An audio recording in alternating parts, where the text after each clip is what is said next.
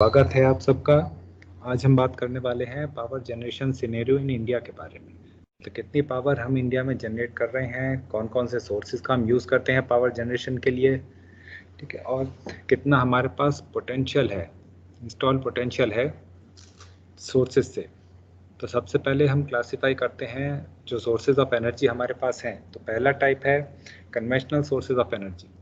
तो conventional sources of energy के अंदर सबसे पहले आता है फॉसिल फ्यूल्स। तो फॉसिल फ्यूल जैसे कि कोल है, liquid and gaseous fuels including petroleum and it's derivatives. Derivatives के अंदर हम पढ़ेंगे पेट्रोल या फिर डीजल, ठीक है। इसके अलावा नेचुरल गैस, ये सारे सोर्सेज मिला के फॉसिल फ्यूल के अंदर आते हैं। इसके अलावा वाटर पावर और एनर्जी स्टोर्ड इन वाटर, एक और टाइप एनर्जी का सोर्स है हमारे पास, एनर्जी ऑफ न्यूक्लियर फ्यूजन। इसके अलावा नॉन कन्वेंशनल सोर्सेज के अंदर हम क्लासिफाई करते हैं, इंक्लूड करते हैं sun, wind, waste to energy, bio energy, ocean energy, hydrogen energy, geothermal energy and energy storage के बारे में। पावर जनरेशन इन सब से मिला के होता है renewable, conventional, non conventional, renewable, किसी भी टाइप का सोर्स हो, ठीक है। तो हमारा जो India's intended nationally determined contribution target है, ये है कि 40% जो पावर हम जनरेट कर रहे हैं, टोटल जनरेशन का 40% वो हमारा non fossil fuel based energy resources से होना चाहिए, ठीक है। और एमिशन इंटेंसिटी कम होनी चाहिए, जीडीपी के 33 से 35%, ठीक है, 2030 तक।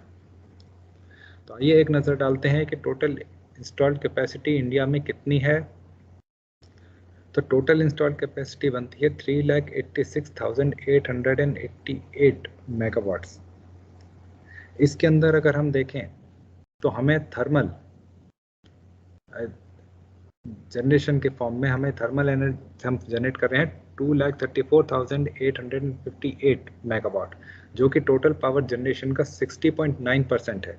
इसका मतलब नियर अबाउट 61% हम थर्मल के फॉर्म में, थर्मल एनर्जी के फॉर्म में या थर्मल रिसोर्सेज के फॉर्म में जनरेट कर रहे हैं, जिसके अंदर आता है कोल, लिग्नाइट, जिसको एक तरह से कोल भी मान सकते हैं, जो कि 52.6% प्लस 1.7%।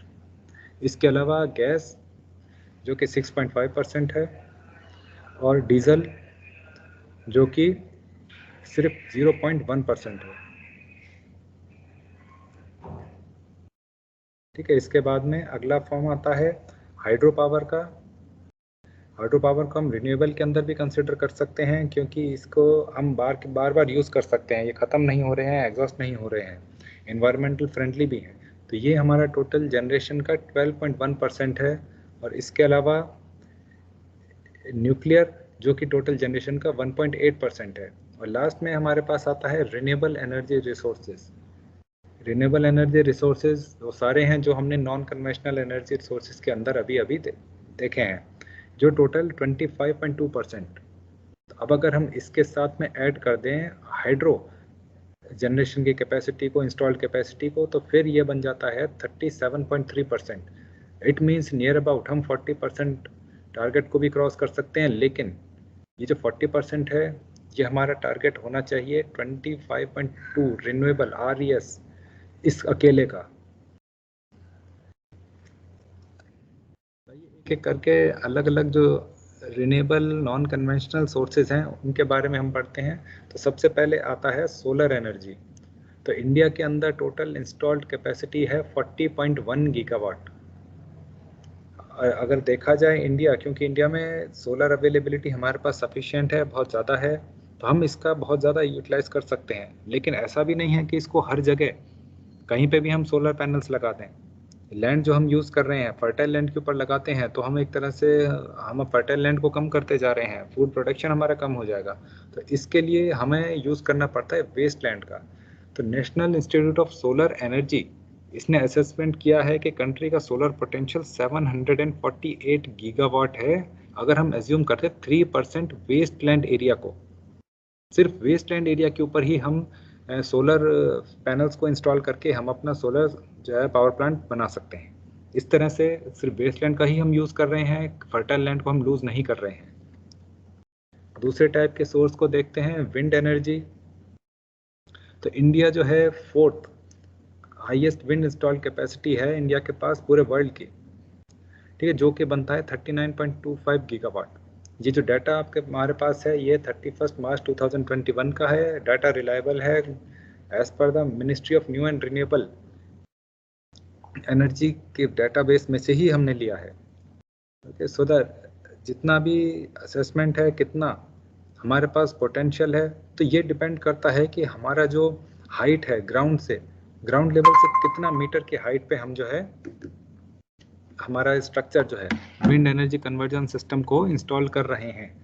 तो अगर 100 मीटर हाइट पे हम इंस्टॉल करते हैं तो हमारे पास near about 302 gigawatt potential wind energy से हमें मिलता है। और अगर हम इसको 120 मीटर के पर इंस्टॉल कर रहे हैं, लगा रहे हैं, तो फिर हमारे पास पोटेंशियल बन जाता है 695.5 गीगावाट। अब देखा जाए तो हर स्टेट में तो विंड फ्लो बराबर नहीं है, लेकिन 7 स्टेट्स ऐसी हैं जहाँ पे विंड वेलोसिटी, विंड एनर्जी हमें सफिशिएंट मिलती है। तो ये स्टेट्स हैं गुजरात, राजस्थान, महाराष्ट्र, तमिलनाडु, मध्य प्रदेश, कर्नाटका एंड आंध्र प्रदेश। तो हम देखते हैं कि हमारे पास विंड एनर्जी का भी सफिशिएंट पोटेंशियल अवेलेबल है अगर हम उसको पूरी तरह से एफिशिएंटली उसको यूटिलाइज करते हैं। अब हम बात करते हैं स्मॉल हाइड्रो के बारे में। स्मॉल हाइड्रो और हाइड्रो पावर प्लांट बहुत इसमें डिफरेंस आता है इनकी इंस्टॉल्ड कैपेसिटी के अंदर। तो इन इंडिया में हाइड्रो पावर प्लांट्स जो कि 25 मेगावाट या उससे कम की कैपेसिटी के हैं, उनको हम क्लासिफाई करते हैं स्मॉल हाइड्रो फॉर्म में। उसके अंदर भी पार्ट्स आते हैं माइक्रो जो कि 100 किलोवाट या उससे कम कैपेसिटी का पावर प्लांट है। उसके बाद में मिनी जो 101 से किलोवाट से लेकर 2 मेगावाट तक की कैपेसिटी के हैं। और उसके बाद में स्मॉल हाइड्रो पावर प्लांट जो कि 2 से 25 मेगावाट तक के हैं। तो इंडिया में अगर देखा जाए तो 7,135 साइट्स हमारे पास अवेलेबल हैं, जिससे कि total potential small hydro power plant का बनता है 21,135.37 मेगावाट का। तो ये जो डाटा है ये आया है alternate hydro energy centre IIT Roorkee से। तो ये स्कोप मेनली हम देखा जाए तो वाटर फ्लो का, हाइड्रो पावर का, ये हमें मिलता है हिली एरियाज में। तो हिली एरियाज के अंदर ये जो पोटेंशियल है स्मॉल हाइड्रो पावर प्लांट का ये मिलेगा मैक्सिमम अरुणाचल प्रदेश, हिमाचल प्रदेश, जम्मू एंड कश्मीर और उत्तराखंड के स्टेट्स में। इसके अलावा इंडिया में कुछ और सूटेबल लोकेशंस हमें मिल सकती हैं जहाँ पे हिली एरियाज हैं। महाराष्ट्र में मिल सकती हैं, मध्य प्रदेश में हैं। तो ये 4 जो स्टेट्स हैं, हिली स्टेट्स हैं, ये नियर अबाउट हाफ पोटेंशियल हमें इनके अंदर अवेलेबल है पूरे कंट्री का स्मॉल हाइड्रो पावर प्लांट के लिए। अब नेक्स्ट टाइप के एनर्जी सोर्स के बारे में बात करते हैं जो कि वेस्ट किसी भी फॉर्म का हो, चाहे इंडस्ट्रियल हो और अर्बन हो। इंडस्ट्रीज़ के अंदर भी पेपर इंडस्ट्री हैं, फूड इंडस्ट्रीज, मीट इंडस्ट्रीज, इन सब के अंदर जो प्रोसेसिंग होती है उसके बाद में जो वेस्ट जो बच जाता है, ये सब वेस्ट को ही हम यूज़ कर सकते हैं एनर्जी को रिकवर करने के लिए, एनर्जी में कन्वर्ट करने के लिए। तो इसके लिए कुछ एक प्रोसेसेस हैं, कुछ टेक्नोलॉजीज हम यूज़ करते हैं। बायोमिथेनेशन, इंसिनरेशन, कंबशन, बर्निंग, उसके अलावा पायरोलाइसिस, गैसिफिकेशन, इस टाइप से हम बायोगैस या सिनगैस हम प्रोड्यूस कर सकते हैं जो कि एक तरह से फ्यूल गैस के बराबर ही है। जैसे कि नेचुरल गैस है उसी टाइप से हम बायोगैस या सिनगैस का यूज़ कर सकते हैं। तो इसी का यूज़ हम आगे करेंगे पावर जनरेशन में, ठीक है। तो इंस्टॉल्ड कैपेसिटी इंडिया में है 0.2 गीगावाट। नेक्स्ट सोर्स की बात करते हैं बायो एनर्जी। सो बायो एनर्जी का बहुत ज़्यादा स्कोप है इंडिया में। अबाउट 32% जो टोटल प्राइमरी एनर्जी इंडिया में मिल रही है वो बायोमास से ही आ रही है। और more than 70% of the population जो इंडिया की है वो इसके ऊपर डिपेंड करती है। और इंडिया में अभी तक 10.1 गीगावाट जो है इंस्टॉल्ड कैपेसिटी है बायो एनर्जी की। इतनी मतलब हम पावर इससे, एनर्जी हम इससे जो है एक्सट्रैक्ट कर रहे हैं। अब कौन कौन से सोर्सेज हैं जो हमें एनर्जी, बायो एनर्जी जिनसे हमें मिल सकती है, तो इसमें हम देखते हैं बायोगैस, मतलब जो शुगर केन उसका जूस एक्सट्रैक्शन के बाद जो हमारे पास बचता है। इसके बाद में rice husk, straw, cotton stalk, coconut shell, soya husk, de oil cake, coffee waste, means mainly देखिए jute waste, groundnut shells, mean जो हमारा बायो प्रोडक्ट्स थे, जो कि हमारा फूड ग्रेन्स, कितने तो हमारे इसमें प्रोडक्शन जो एग्रीकल्चर से ही हमें मिल रहा है। इसके अलावा कैटल डंग, ये भी एक बहुत अच्छा सोर्स है बायोमास के लिए। अच्छा, इसके बाद में ministry of new and renewable energy की तरफ से जो स्पॉन्सर्ड जो स्टडी थी उसके according 750 million metric tons biomass हमें हर साल अवेलेबल होता है। स्टडी से हमें ये भी पता लगता है कि 230 million metric ton per annum जो एग्रीकल्चर रेजिड्यूज हमारे पास आते हैं, उससे 28 गीगावाट पावर हम जनरेट कर सकते हैं। इसके बाद में 14 गीगावाट एडिशनल पावर हम जनरेट कर सकते हैं बायोगैस के फॉर्म में, जो कि शुगर मिल के अंदर जो हम शुगर केन्स जो हैं, जो उसका हम जूस एक्सट्रैक्ट कर लेते हैं, उसके बाद जो हमारे पास जो बचता है रेजिड्यू जो बायोगैस है, उसी का ही हम यूज़ कर सकते हैं as a source, as energy source. चलिए इसके बाद बात करते हैं ओशन एनर्जी। ओशन एनर्जी मतलब ओशन से जो हमें एनर्जी मिल रही है, टाइडल इसका एक बहुत ही अच्छा एग्जांपल है। तो ये हम देख सकते हैं कि इंडिया के पास कितना एरिया है जहाँ पर सी है, ओशन है। तो इसके बाद में एक स्टडी जो है Indian institute of technology Chennai और इसके साथ में CRISIL risk and infrastructure solutions, इन्होंने 2014 में जो है एक एस्टिमेशन किया था कि टाइडल पावर पोटेंशियल कितना इंडिया के अंदर अवेलेबल है। तो जो हमारे उस टाइम स्टडी में आया था 12,455 मेगावाट। अब देखा जाए तो ये एरियाज कोस्टल एरियाज हैं, जैसे कि गुजरात, उसके साथ में लगा जो कोस्टल एरिया है, उसके बाद में तमिलनाडु, और इसका काफ़ी स्कोप हमें मिलता है वेस्ट बंगाल के अंदर। ये जो ओशन एनर्जी है ये न्यू टेक्नोलॉजी है, ज़्यादा यूज़ अभी इसका नहीं हुआ है, लेकिन इसको हम एक्सप्लोर कर सकते हैं। इसी तरह की एक और जो है एनर्जी हमारे पास पोटेंशियल मिलता है जियोथर्मल से, जियोथर्मल एनर्जी से। ठीक है, मतलब जो हीट जो हमें अर्थ के अंदर, अर्थ के कोर में की तरफ जो मिलता जा रहा है, सरफेस टेम्परेचर देखिए और कोर की तरफ जाएंगे तो टेम्परेचर जो डिफरेंस मिल रहा है, तो जो एनर्जी है, जो हीट है, यही बेसिकली हमें एनर्जी प्रोवाइड कर रही है। तो जियोथर्मल रिसोर्सेज ऑफ इंडिया, इन्होंने जियोलॉजिकल सर्वे जो है इसके थ्रू जो है एस्टिमेशन लिया था 10 गीगावाट जियोथर्मल पावर पोटेंशियल हमारे पास अवेलेबल है। इसका हालांकि अभी यूज़ कम है, लेकिन पोटेंशियल है, हम इसको यूज़ कर सकते हैं एनर्जी जनरेशन के लिए। ये रिन्यूएबल सोर्स है, न्यू टेक्नोलॉजी है, इसके अलावा इन्वायरमेंटल फ्रेंडली है।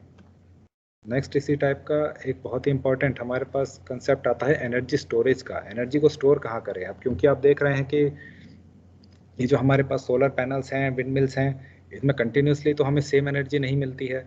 अब सोलर पैनल है, डे टाइम में हमें एनर्जी दे रहा है, पावर जनरेशन मिल रही है, एनर्जी मिल रही है, लेकिन नाइट में नहीं मिल रही है, वो भी थ्रू आउट डे जो है हमें सेम नहीं मिलती है। सिमिलरली विंड वेलोसिटी कम है, ज़्यादा है, उतनी एनर्जी यहाँ पे हमें विंड मिल से मिल रही है। तो इसके बाद में हम ये देखते हैं कि अगर हमारे पास energy storage, proper and efficient energy storage available है, तो हम उस एनर्जी को स्टोर कर सकते हैं। डे टाइम में जैसे सोलर पैनल्स हमें एनर्जी दे रहे हैं, हम स्टोर करके उसको नाइट में यूज़ कर सकते हैं। तो एनर्जी स्टोरेज एक बहुत ही इंपॉर्टेंट कंपोनेंट बन जाता है। तो सिर्फ हमारे पावर जनरेशन, पावर स्टोरेज के अलावा पावर बैकअप प्रोवाइड करने के लिए, इसके अलावा इलेक्ट्रिक व्हीकल्स के अंदर भी ये बहुत ही ज़्यादा यूज़फुल है, क्योंकि इलेक्ट्रिक व्हीकल्स इसी स्टोरेज एलिमेंट से ही पावर ले रहे हैं। तो स्टोरेज एलिमेंट्स बैटरीज हो सकते हैं, सुपर कैपेसिटर्स हो सकते हैं। एक और लास्ट में हम बात करते हैं हाइड्रोजन एनर्जी के बारे में। ये जो प्रोजेक्ट्स हैं हाइड्रोजन एनर्जी, बेसिकली कुछ चैलेंजेस हैं हाइड्रोजन, क्योंकि हमें फ्रीली आइसोलेटेड फॉर्म में एनवायरनमेंट में नहीं मिलता है, हमें इसे बनाना पड़ता है। वाटर के थ्रू कर सकते हैं, इलेक्ट्रोलाइसिस के थ्रू जो है वाटर को डिसोसिएट कर सकते हैं, जिसके अंदर की एनर्जी भी कंज्यूम होती है। लेकिन देखा जाए तो हाइड्रोजन जो एक फ्यूल है, बहुत ही ज़्यादा एफिशिएंट, क्लीन टाइप का जो फ्यूल है, जिसका हम यूज़ कर सकते हैं बहुत सारी एप्लीकेशंस में। हम ट्रांसपोर्ट सेक्टर में कर सकते हैं hydrogen based internal combustion engines, जैसे कि हम सीएनजी नेचुरल गैस बेस्ड जो इंजन्स का यूज़ कर रहे हैं, उसी टाइप से हाइड्रोजन का भी यूज़ कर सकते हैं। हाइड्रोजन से चलने वाले फ्यूल सेल एक और बहुत ही जो है प्रोमिसिंग एमर्जिंग फील्ड है, जो कि हमारा ऑटोमोबाइल सेक्टर के अंदर भी यूज़ कर रहा है। तो इसके ऊपर देखिए तो बहुत रिसर्च इसके ऊपर चल रही है। Banaras Hindu university, IIT Delhi, Mahindra and Mahindra, सब लोग मिलकर इसी फील्ड में रिसर्च कर रहे हैं। और may be in future internal combustion engines बहुत ज़्यादा कॉमन होने वाले हैं। 2 व्हीलर्स, 3 व्हीलर्स, मिनी बसेस सब हाइड्रोजन फ्यूल से ही चलने वाली हैं। और ये डेमोन्स्ट्रेशन इनका स्टार्ट हो गया है, टेस्ट रन भी इनका स्टार्ट हो गया है, ऑलमोस्ट डेवलपमेंट स्टेजेस में ही है। और कुछ टाइम में तो रेलवेज में भी जो है fuel hydrogen fuel based railway locomotives वो भी आने वाले हैं। तो ये सब हमारे जो न्यू टेक्नोलॉजीज़ हैं, जो कि हमारे ओल्ड कन्वेंशनल मेथड्स जो हैं, सोर्सेज हैं, उनको रिप्लेस करेंगे। रिन्यूएबल हैं, इन्वायरमेंटल फ्रेंडली भी हैं, कार्बन न्यूट्रल हैं। तो आज के लिए इतना ही। Okay, thank you very much.